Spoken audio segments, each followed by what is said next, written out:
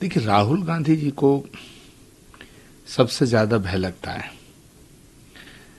और उन्हें इतना भय लगता है कि वो देश के प्रधानमंत्री को रोज सुबह उठ करके बिना मुंह धोए पानी पी पी के कोसते हैं, फिर संसद में कोसते हैं, सड़क पे कोसते हैं, घर में कोसते हैं, पब्लिक मीटिंग में कोसते हैं, फिर भी कहते हैं भय लगता है, देश में भय है।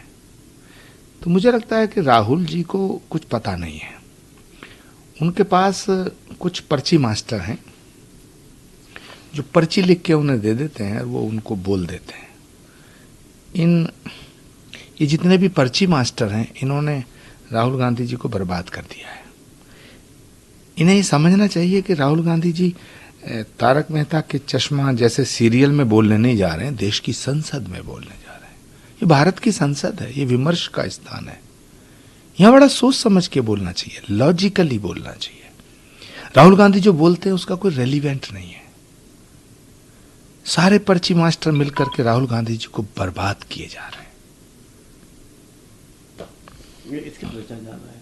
उन्होंने स्पष्ट ये बात कही कि वो कमल का फूल में चक्रव्यूह रच रहे हैं और वो 6 लोग हैं। 6 लोगों में उन्होंने जो नाम लिए वो कहा कि एक अमित शाह है, नरेंद्र मोदी हैं, मोहन भागवत हैं, अजीत डोभाल और अडानी और अंबानी का नाम लिया। देखिए, राहुल गांधी जी को ना रामायण का कुछ पता है, ना महाभारत का। ये सब सनातन के ग्रंथ हैं। भारत की संस्कृति, भारत की सभ्यता, भारत के संस्कार, भारत के शास्त्र, उनसे राहुल जी का क्या लेना देना। उन्हें यह नहीं पता है कि चक्रव्यूह की रचना किसने की थी। उन्हें यह भी नहीं पता होगा और उन्हें यह भी नहीं पता कि अभिमन्यु का जो वध हुआ उसमें 7 महारथियों ने मिलकर के अभिमन्यु को मारा था। 7।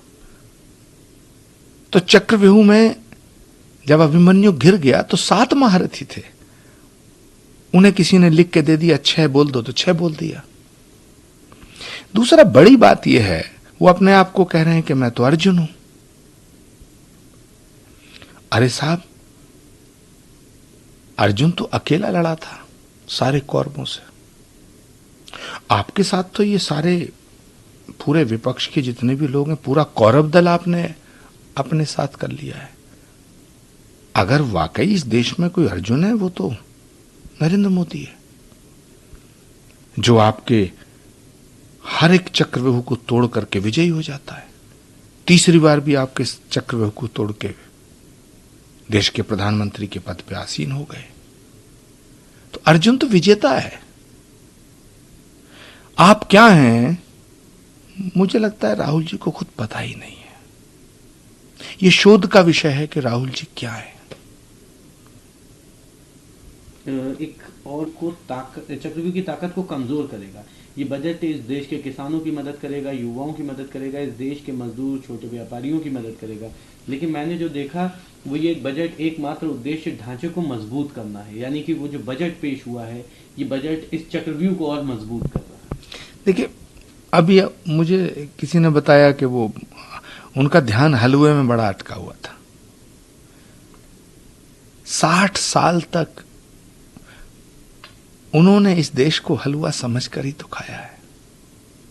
जिन्होंने 60 साल तक इस देश को हलवा समझ के खाया है, बांटा है, आज उन्हें हलवा बड़ा खटक रहा है। हलवा तो समृद्धि का प्रतीक है।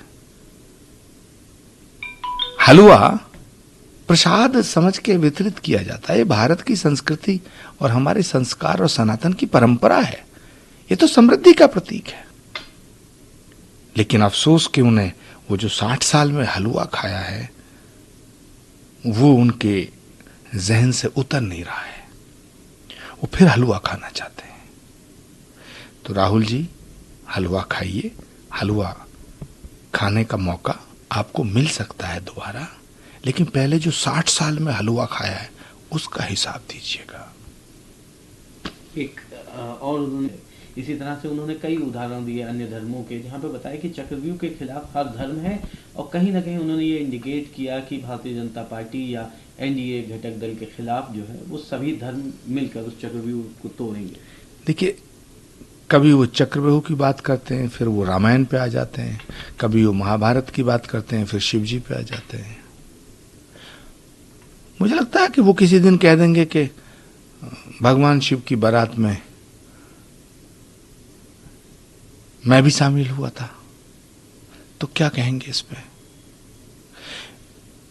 कुछ पर्ची मास्टर हैं जो उन्हें पर्चियां पकड़ाते हैं। उन्होंने ये पार्टी बर्बाद कर दी है और वो रोज राहुल गांधी जी को बर्बाद करने पे तुले हुए हैं। इसके अलावा राहुल जी का जो बयान है, उनका जो वक्तव्य है, उस पर इससे ज्यादा और कुछ नहीं कहा जा सकता। एक आखिरी सवाल है सर, उन्होंने बोलूंगा पीएम मेरे सामने खड़े नहीं हो पाएंगे, ना वो मेरे सामने बातचीत कर पाएंगे। उन्होंने तो चुनाव में ये भी कहा था कि मैं लिख के दे रहा हूं, तीसरी बार नरेंद्र मोदी प्रधानमंत्री के पद की शपथ नहीं लेगा, नहीं लेगा। लेकिन शपथ तो हो गई। उन्होंने तो ये भी कहा था कि इंडिया गठबंधन की सरकार बनेगी, नहीं बनी। तो राहुल गांधी जी क्या कहते हैं और वो कितना सच निकलता है, कितना समझ के बोलते हैं, यही तो सबसे बड़ा सवाल है। सबसे बड़ा सवाल यही है। देश मतलब कल तक राहुल गांधी जी कांग्रेस की समस्या थे, आज तो वो पूरे देश की समस्या बन गए। क्या लगता है आपको, बिना संतुलित, बिना सोचे समझे वो वक्तव्य? उन्हें पता ही नहीं है कुछ।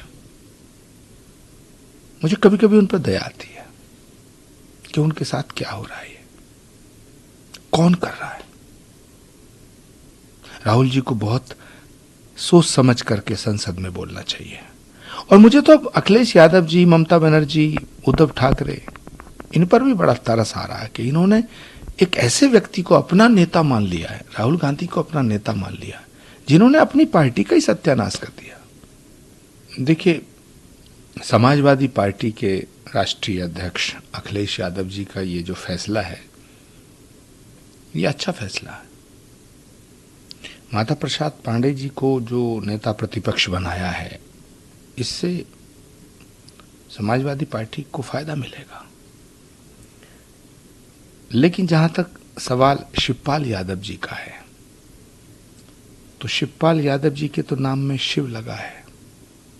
जिसके नाम में शिव लगा है तो जहर तो पीना पड़ेगा, दुष्पान तो करना पड़ेगा।